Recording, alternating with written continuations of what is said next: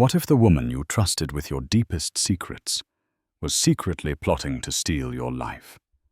For Amelia Sterling, her husband's brilliant assistant, Chloe, was a godsend, a helping hand during a difficult and lonely pregnancy. She brought her artisanal teas from the Mandarin Oriental, managed her overwhelming schedule, and listened for hours with a sympathetic ear.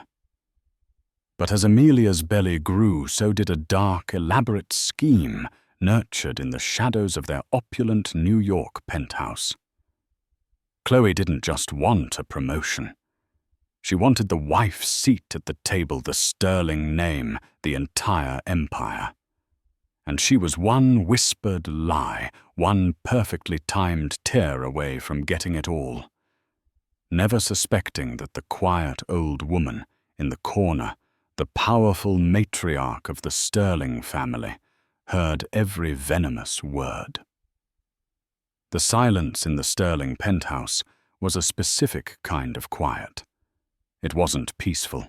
It was the heavy, sound-dampened hush of extreme wealth, where the thick pile of hand-knotted silk rugs, the sheer altitude of being 50 stories above Manhattan, and the weight of unspoken expectations swallowed every noise.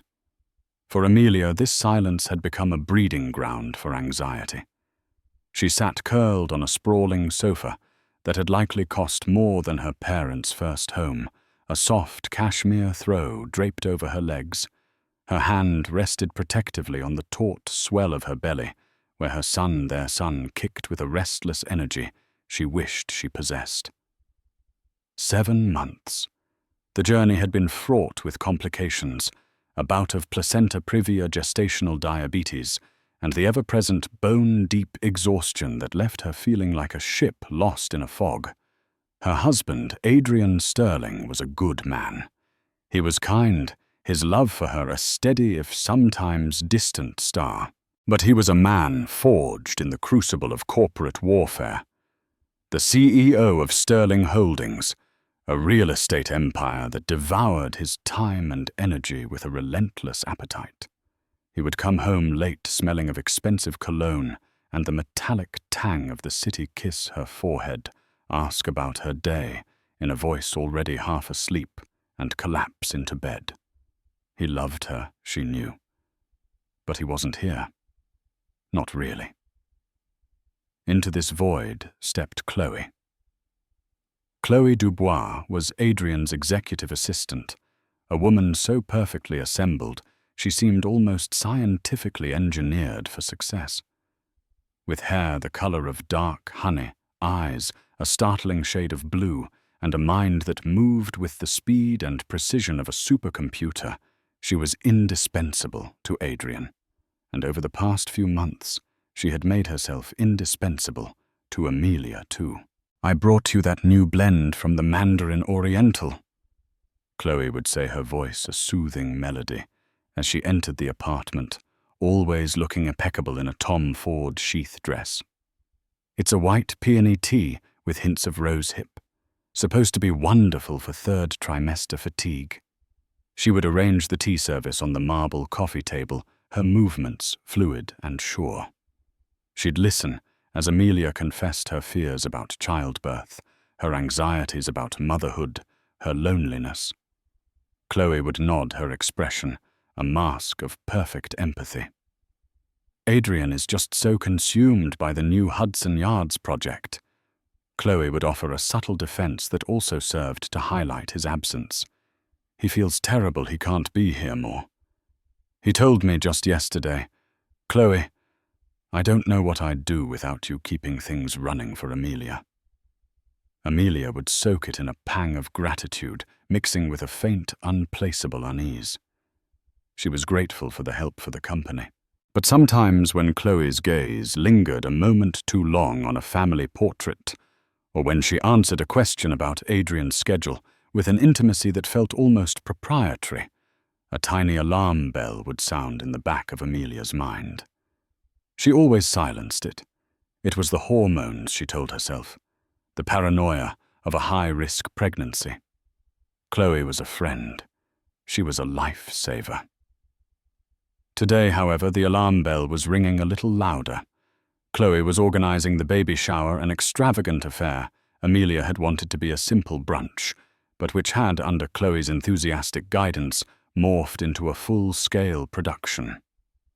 "I've confirmed the floral arrangements from Belle Fleur," Chloe said, tapping away on her iPad, her back to Amelia. "And the caterers have the final menu. I took the liberty of adding the miniature croque-monsieurs that Adrian loves so much. I thought it would be a nice touch, a way to make him feel included, even if he's only there for an hour." "That's Overhears." "Thoughtful, Chloe." Amelia murmured, her tea growing cold. It was thoughtful. So why did it feel like a calculated move in a game she didn't understand? The final piece of their domestic puzzle had arrived a week ago. Beatrice Sterling, Adrian's mother, the Dowager Queen, as some of the society papers called her. Beatrice was a woman carved from old-world granite, her posture impeccable, her silver hair styled in a flawless chignon. She moved through the penthouse with a quiet authority, her presence a silent judgment on the modern minimalist decor Adrian had chosen. She spoke little, her observations filtered through shrewd, assessing eyes. Beatrice had announced she was staying until the baby was born, a declaration, not a request. Her official reason was to support Amelia. Her unofficial reason, Amelia suspected, was to ensure the Sterling heir was brought into the world with the appropriate degree of order and propriety. She sat now in a wing-back chair across the room, ostensibly reading a biography of Catherine the Great. But Amelia could feel her mother-in-law's attention like a physical touch. Beatrice did not like Chloe. She had never said a word, but her civility was so brittle it was an insult in itself. When Chloe spoke, Beatrice's eyes would become flat and opaque. When Chloe offered her tea, she would politely decline. "Amelia, darling," Chloe said, turning around, her face aglow with a manufactured warmth. "I was thinking about the nursery, that antique silver rattle we saw at Harrods online. I know it's extravagant, but it would be a perfect family heirloom, don't you think?" "It is lovely," Amelia agreed, feeling a fresh wave of fatigue. She didn't want a Harrods rattle. She wanted her husband to come home before 10 p.m. She wanted to feel like this was her home, her baby, her life. "I'll have it messengered over," Chloe declared, making a note. "Consider it a little gift from me." From across the room, a page in Beatrice's book turned with a sound like cracking ice. The old woman's gaze lifted, settling on Chloe's back for a fleeting second. Her expression was unreadable, but in the depths of her cool grey eyes, a storm was gathering. She had seen women like Chloe before. Women with bright, hungry eyes and perfectly manicured hands that were expert at climbing. And she knew with a certainty that chilled her to the bone that Chloe wasn't just climbing the corporate ladder. She was trying to climb into her son's bed and into his wife's shoes. The silence in the penthouse was about to be broken. The days leading up to the baby shower became Chloe's masterpiece of subtle sabotage. She operated not with a sledgehammer, but with the delicate, poisoned needle of a master manipulator. Her goal was twofold: to isolate Amelia emotionally, and to reframe her in Adrian's eyes from a beloved wife into an unstable hormonal burden. It began with the flowers.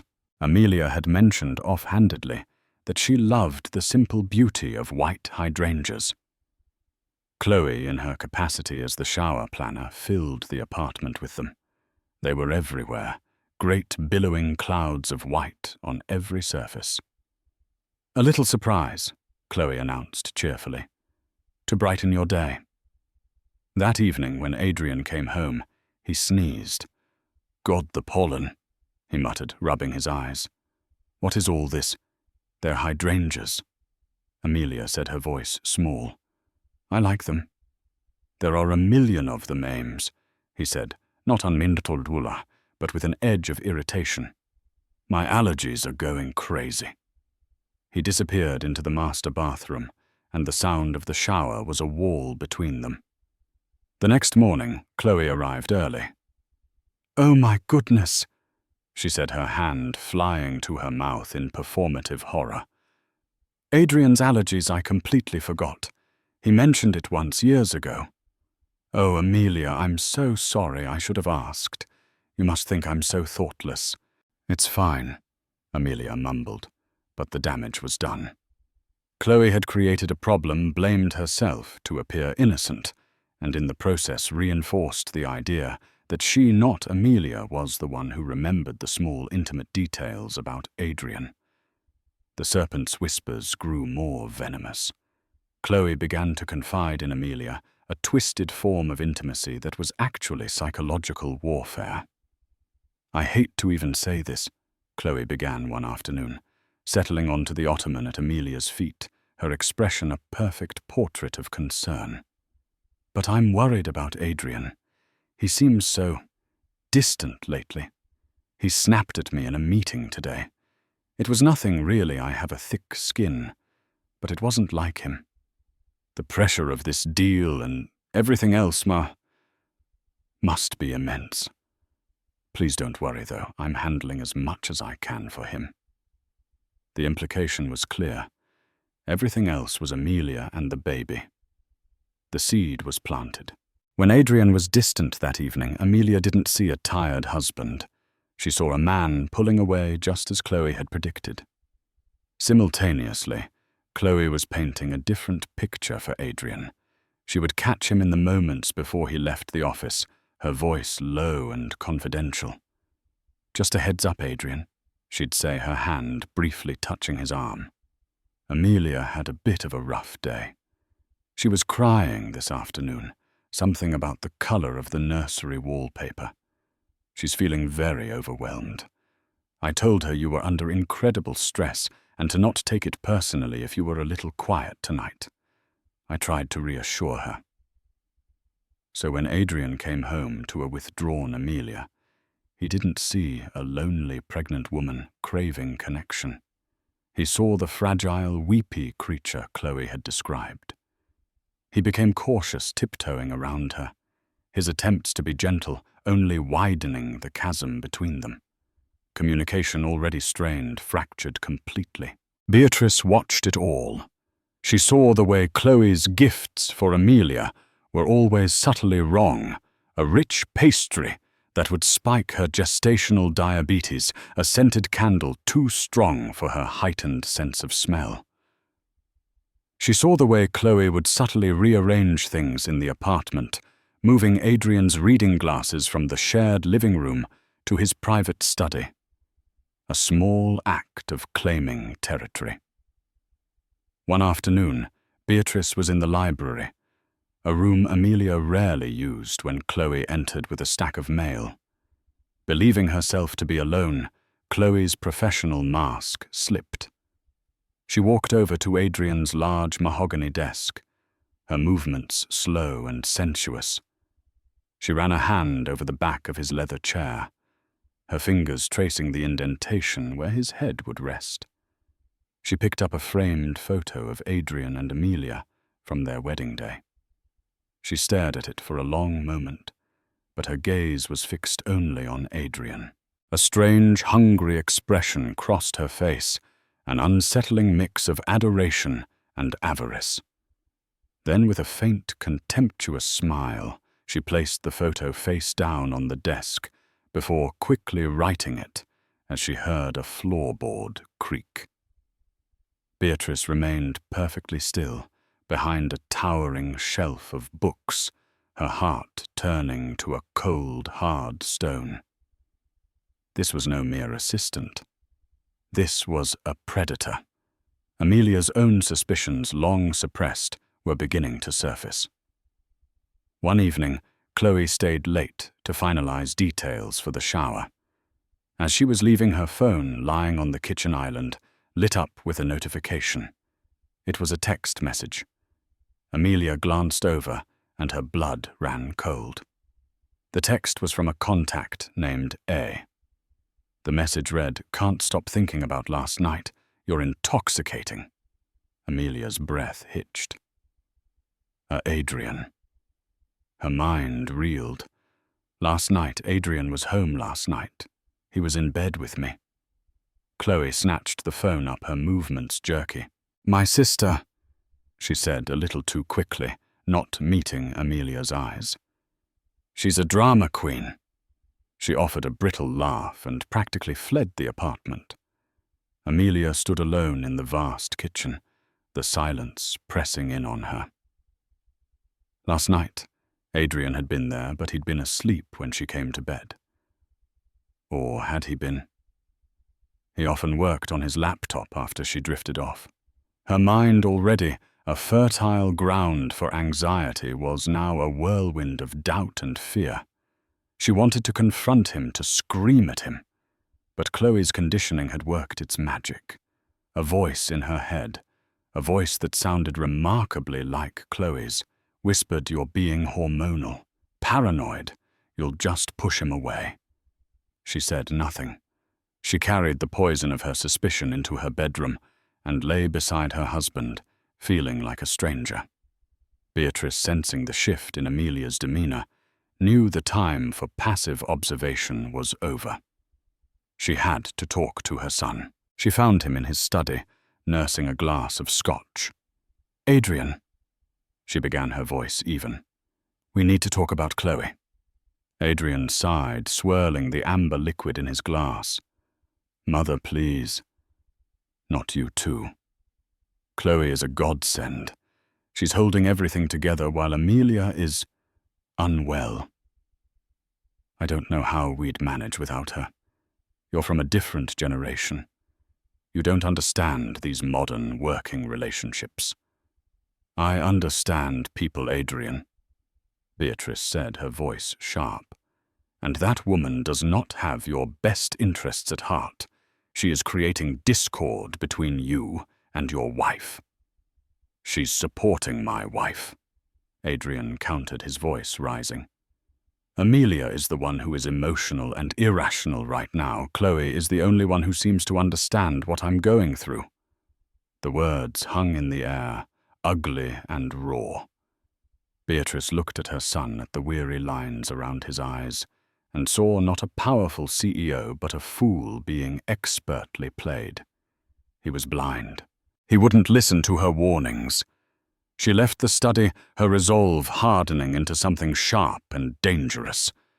If her son was a fool, she would have to be the one to open his eyes, and she would need more than just intuition. She would need irrefutable proof. She returned to her room, closed the door, and made a phone call to a man she hadn't spoken to in years, a private investigator, the best in the business. The time for subtlety was over. The hunt had begun. Chloe's campaign of psychological warfare intensified. Her next move was an act of audacious, calculated cruelty designed to humiliate Amelia and cement her reputation as incompetent in the eyes of the Sterling family's powerful social circle. Amelia was the honorary chair of the annual Blooms for Babies charity gala, a position she had inherited from Beatrice. It was her one remaining connection to a life outside the suffocating luxury of the penthouse.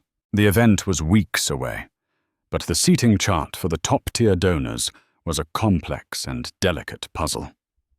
Amelia had spent days working on it, carefully balancing corporate rivalries and social alliances. The finalized chart, a multi-page document annotated with her neat handwriting, lay on the dining room table. Chloe, of course, offered to help by having the chart professionally calligraphed. "It will be my contribution, Amelia," she said with a brilliant smile. "One less thing for you to worry about." Reluctantly, Amelia agreed.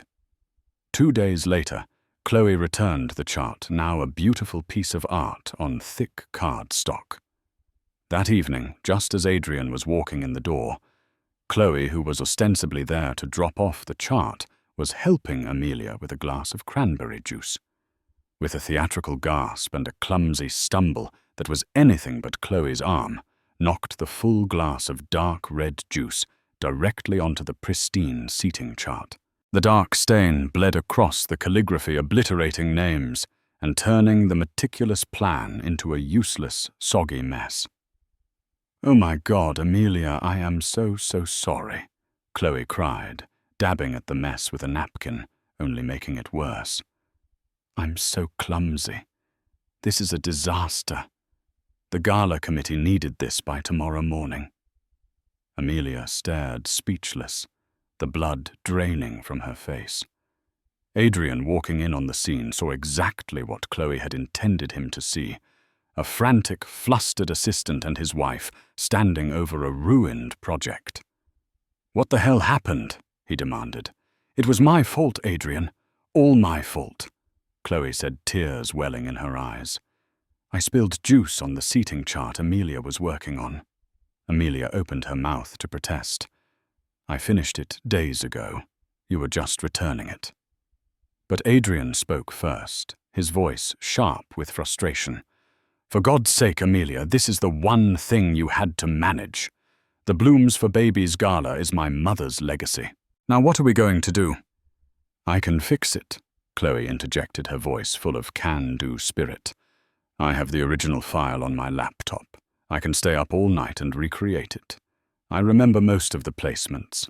Don't you worry, Adrian. I'll handle it." He looked from Chloe's determined, capable face to his wife's pale, shocked one. "Thank you, Chloe," he said, his relief palpable. "I don't know what we'd do without you." He shot Amelia a look of profound disappointment before turning and walking into his study, the door closing with a definitive click. Amelia was left standing in the wreckage, not of a seating chart, but of her husband's faith in her. Chloe's apology was a masterpiece of malice, a public declaration of Amelia's incompetence and her own indispensability. The isolation was now nearly complete. Amelia retreated further into herself. She felt a growing paranoia that felt anything but irrational.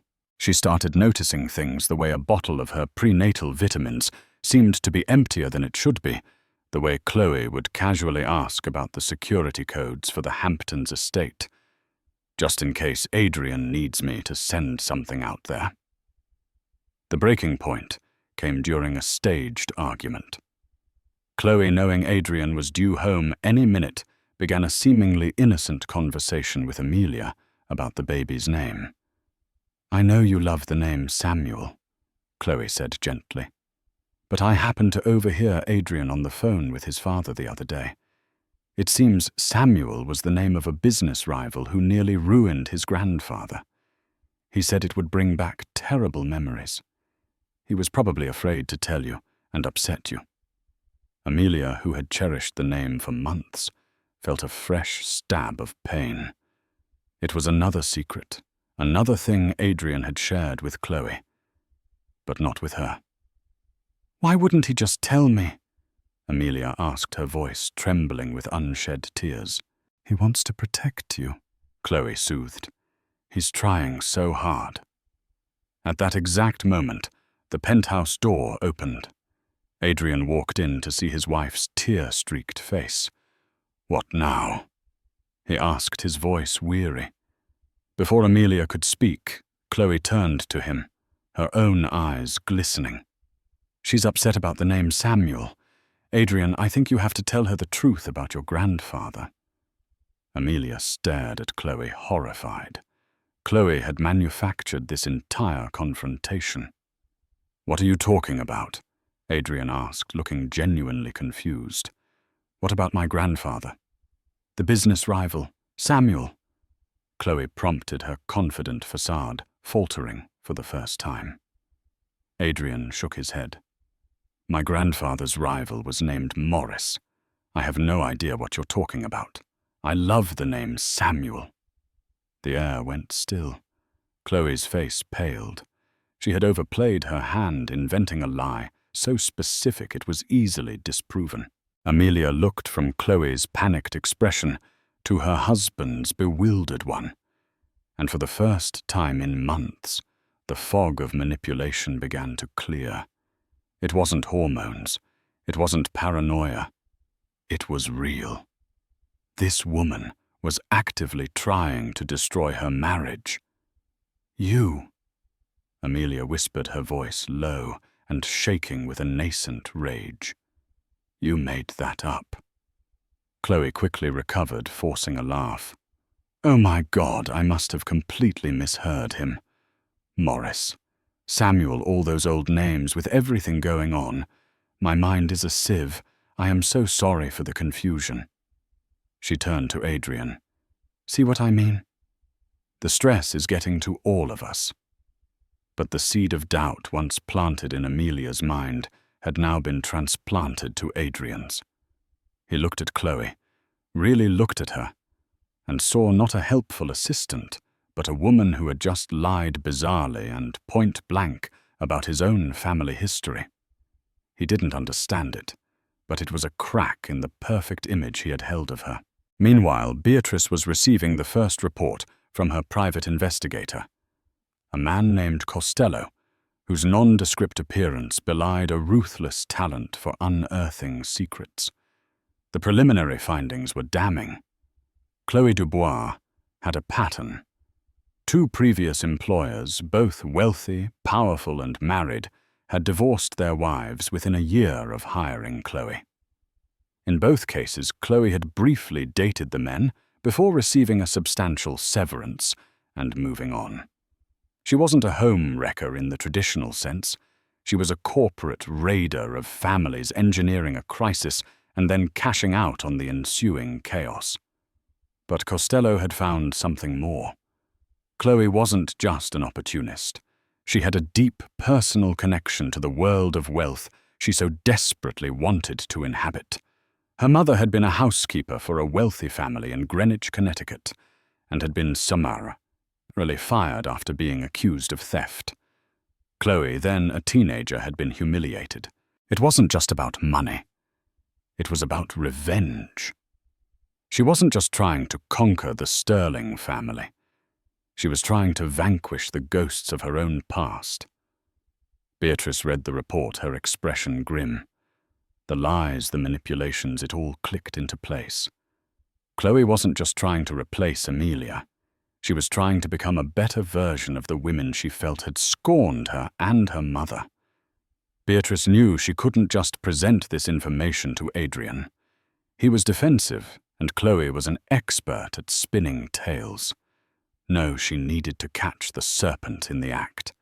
She needed to stage an audience and the perfect moment for the truth to strike with the force of a thunderclap. And she knew just the occasion. The family dinner she had scheduled for the following evening. It was meant to be a quiet affair before the chaos of the baby shower. Now it would be a tribunal. The night of the dinner party, the air in the Sterling penthouse was electric with unspoken conflict. It wasn't a party. It was a battlefield, meticulously set for a final decisive engagement. Beatrice had insisted on it being an intimate affair, just the 4 of them. Adrian, Amelia, Beatrice, and at Beatrice's pointed suggestion, Chloe. We must thank her for all her hard work on the gala seating chart.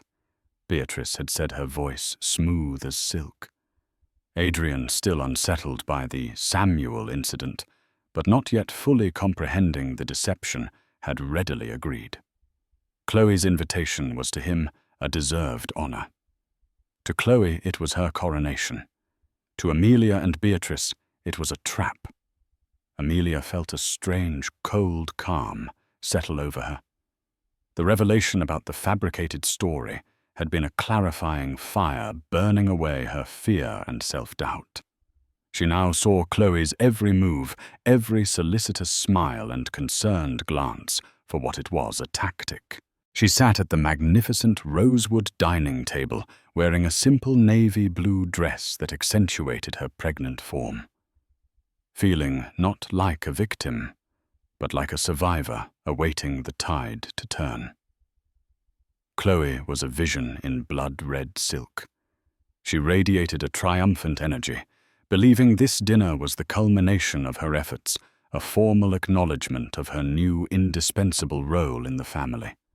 She had brought a bottle of Chateau Margaux, a pointedly expensive vintage she knew was Adrian's favorite.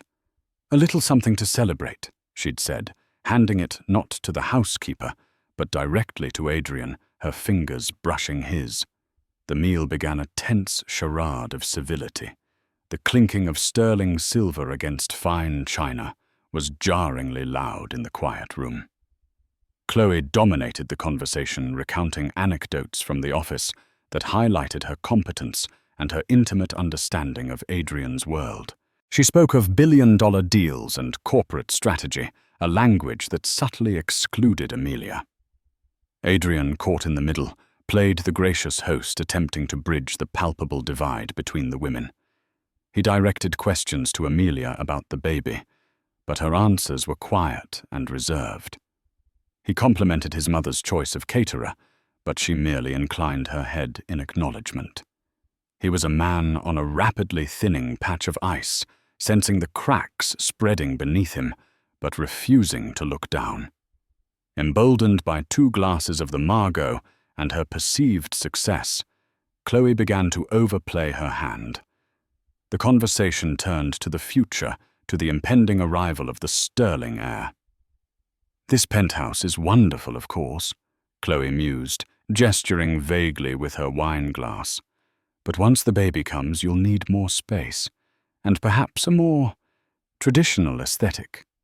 I saw a magnificent townhouse on the Upper East Side, a classic 6 with wonderful bones. It would be a true family home." Amelia's fork froze halfway to her mouth. Chloe was redecorating her life, planning a future that didn't include her. Adrian shifted uncomfortably. "We're very happy here, Chloe." "Of course," Chloe backpedaled smoothly. "Just thinking ahead. A strong family needs strong foundations." Her eyes met Beatrice's across the table, a flicker of a challenge in their blue depths. This was the moment Beatrice had been waiting for. She placed her napkin on the table. "Chloe, you are so very thoughtful," she said, her voice dangerously pleasant. "Speaking of foundations, I was just reviewing some old family trust documents in the library. My eyes aren't what they used to be. Would you be a dear and help me with some of the finer print?" Chloe preened. To be consulted on family trusts by the matriarch herself. This was the ultimate acceptance. "It would be my absolute honor, Beatrice," she said, rising from her chair. Adrian, relieved at the change in subject, had his phone buzz. "Excuse me for a moment," he said, looking at the screen. "It's the Tokyo office. I have to take this." He stood up and moved towards the large windows overlooking the glittering city, his back to the room. Beatrice led Chloe from the dining room into the adjoining library. The room was dark, panelled in rich walnut and smelling of old leather and paper. The only light came from a single green-shaded lamp on Adrian's desk. It created an intimate, conspiratorial atmosphere. Beatrice did not turn on any other lights. She walked towards a shelf, feigning a search for a document. "It is such a relief to have a woman of your capabilities around." Beatrice began, her back still to Chloe. "Adrian is a brilliant man, but he can be so blind when it comes to emotional matters." Chloe, seeing an ally in the formidable old woman, felt a surge of adrenaline. The final piece of her plan was falling into place. She would win over the mother, and the kingdom would be hers. "I do my best," Chloe said, her voice dropping to a confidential murmur. "I worry about him. And Amelia. This pregnancy has been so difficult for her. She's just not the vibrant, strong woman he married anymore. He needs a partner who can stand with him, not someone he has to constantly care for." "My sentiment exactly," Beatrice said, turning slowly. Her face was half in shadow, her expression unreadable. A man like Adrian, a man who will one day control the entire Sterling legacy, needs a true partner, a powerhouse. Chloe's heart hammered in her chest. This was it. She let the mask of the caring assistant fall away, completely revealing the raw, naked ambition beneath.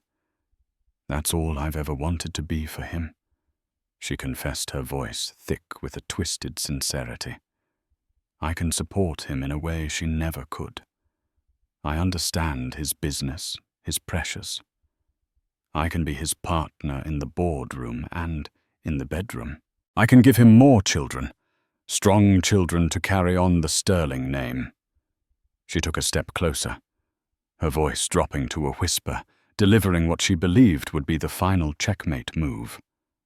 And the truth is, Beatrice, Chloe said, a triumphant smile gracing her lips, I believe I'm already carrying his child. I'm pregnant.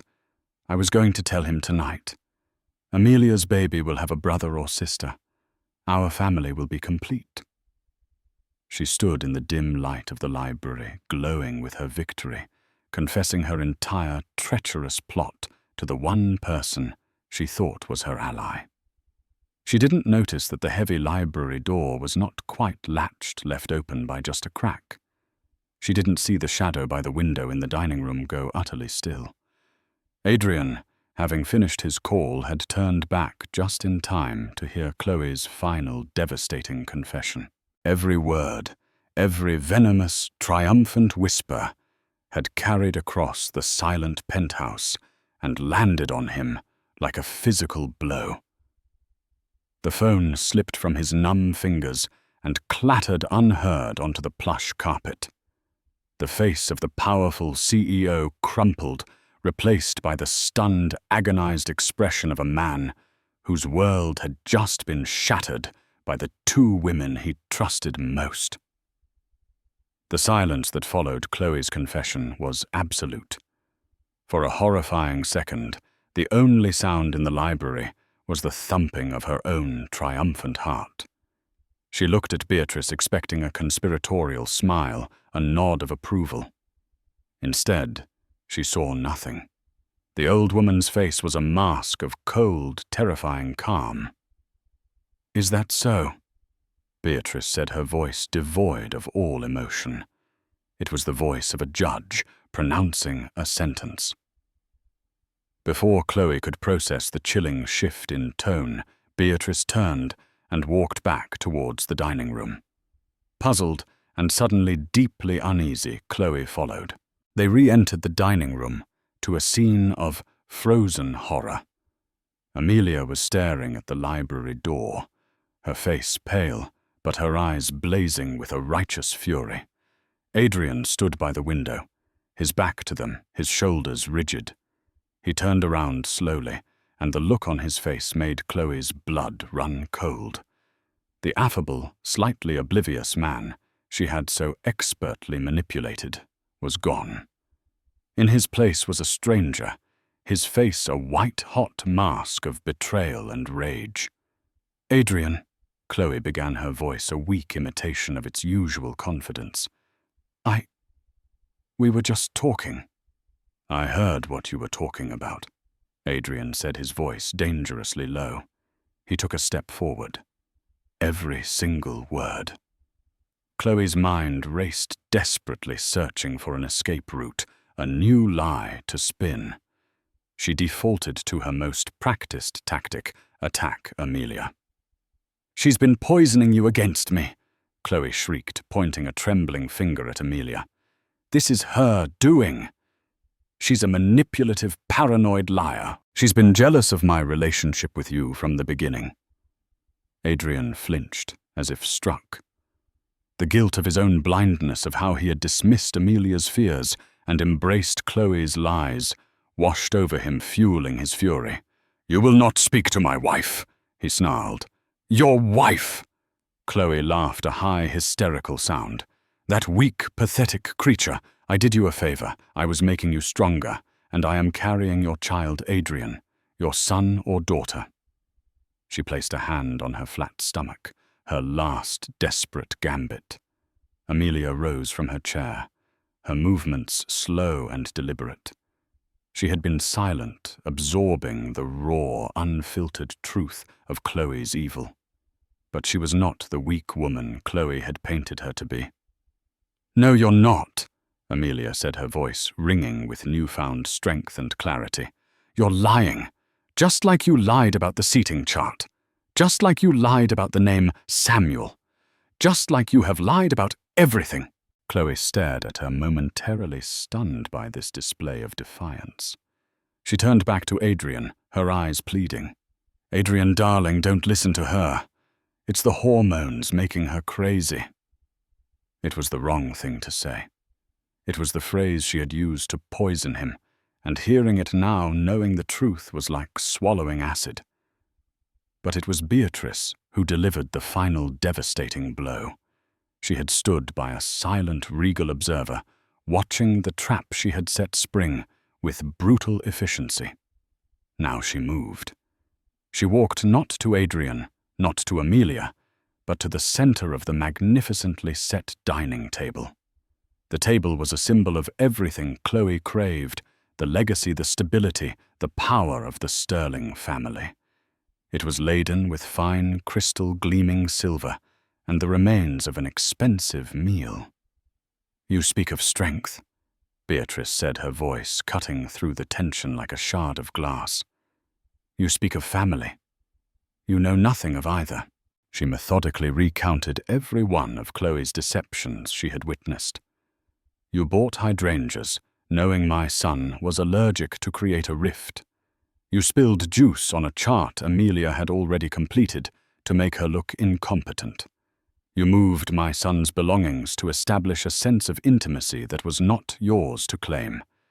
You have preyed on my daughter's vulnerability and my son's blindness. You are not a builder of families. You are a parasite." Chloe opened her mouth to protest, to spit more venom, but Beatrice held up a hand, silencing her. "And you are not pregnant," Beatrice said, her voice dropping to a low, cold tone. "You have never been pregnant." She pulled a thin file from the pocket of her dress, the file from Costello, the private investigator. "I took the liberty of having your background checked, Miss Dubois," Beatrice continued. "A history of targeting wealthy men, 2 shattered marriages in your wake, and most recently, an online purchase from a novelty store in Ohio for a set of 3 realistic-looking positive pregnancy tests, delivered to your apartment last Tuesday." The color drained completely from Chloe's face. She was exposed, utterly and completely. She stared at Beatrice, her mind finally comprehending the scale of her miscalculation. She hadn't been seducing a week-old woman in the library. She had been confessing to her executioner. As the finality of her ruin washed over her, Chloe began to scream a torrent of vile insults, directed at them all, at Amelia's weakness, Adrian's stupidity, Beatrice's meddling. Beatrice listened, her expression unchanging. Then, with a sudden, shocking burst of primal force, she placed both her hands on the edge of the heavy rosewood table and shoved. It was an act of incredible raw power. The table flipped, a great groaning wave of wood crystal silver and food. Glasses shattered against the far wall. Dishes exploded on the marble floor. The expensive Chateau Margaux bled into the white silk rug like a mortal wound. The sound was a deafening roar, a cataclysm that ripped through the penthouse's suffocating silence. In the ensuing ringing quiet, amidst the complete and utter devastation of the room, Beatrice Sterling, matriarch and protector, stood tall, her eyes cold and fierce, locked onto Chloe's. "Get out of my house." Each word was a block of ice. It was not a request. It was an exorcism. Terrified, humiliated, and utterly broken, Chloe Dubois turned and fled, stumbling through the wreckage of her ambitions and out of their lives forever. The echo of the crashing table seemed to hang in the air long after the sound itself had died. The penthouse, usually a sanctuary of pristine order, was now a scene of utter devastation. Shards of Waterford crystal glittered like malevolent diamonds, scattered across the floor. A river of dark, expensive wine soaked into the cream-colored silk rug, a wound in the very heart of the home. The scent of spilled food, wine, and something metallic. The smell of rage filled the opulent space. In the center of it all stood the three Sterlings, a shaken trinity amidst the wreckage. Maria, the family's long-serving housekeeper, appeared in the doorway, her hand flying to her mouth, her eyes wide with a shock that bordered on terror. She saw the carnage, the shattered remnants of a life of luxury, and her gaze fell on her employers, expecting to see a similar chaos in them. But she didn't. Amelia was the first to move. A single tear traced a path down her cheek, but it was followed by a deep, shuddering breath of pure, unadulterated relief. It was the exhale she had been holding for months. Adrian, galvanized by that sound, rushed to her side. He didn't just hold her. He enveloped her, trying to physically shield her from the fallout of his own catastrophic blindness. Amelia. He breathed, his voice raw with a guilt that was a physical agony. My God, look at what I let happen. What I let her do to you. To us. He pulled back his hands, framing her face, forcing himself to meet her gaze. I'm so sorry. I'm sorry for every time I came home late and didn't see the fear in your eyes. I'm sorry for the night I got angry about the hydrangeas. I'm sorry I believed you were just being hormonal. I'm sorry I let her poison my mind against you. I was a fool, a proud, arrogant fool, and my pride nearly cost me everything. He expected recrimination, anger, the bitter sting of an "I told you so." But the woman before him was not the fragile creature he had patronized. Her eyes, though tear-filled, were clear and steady. The true twist of the night wasn't the table flip. It was the revelation of his wife's hidden fortitude. I knew Adrian, she said, her voice quiet but resonant in the broken room. Well, I suspected. Deeply. For weeks. He stared, utterly bewildered. What, Amelia? Why didn't you scream at me? Why did you let me be such an idiot? A sad smile touched her lips. Because I was scared, she confessed, her honesty brutal and clean. I overheard a snippet of a phone call a month ago. The way she talked about you. It was possessive. Then I started watching. I saw how she'd subtly undermine me, how she'd find ways to be the hero while making me look helpless. I knew she was lying, but her lies were woven so perfectly into my own insecurities. She was a master at it. She took another breath, gathering strength. I was terrified that if I launched an attack, a big, messy confrontation, you wouldn't believe me. She had laid the groundwork so perfectly to paint me as an unstable, pregnant mess. It would have been my word against hers. And at the time, I think you would have chosen to believe the one who made your life easier. The stress of that fight, of trying to convince my own husband that he was being deceived. I was terrified it would harm our son. So I decided to endure. I played my own game. I waited, and I watched, and I prayed she would make a mistake so enormous, so undeniable that even you wouldn't be able to look away.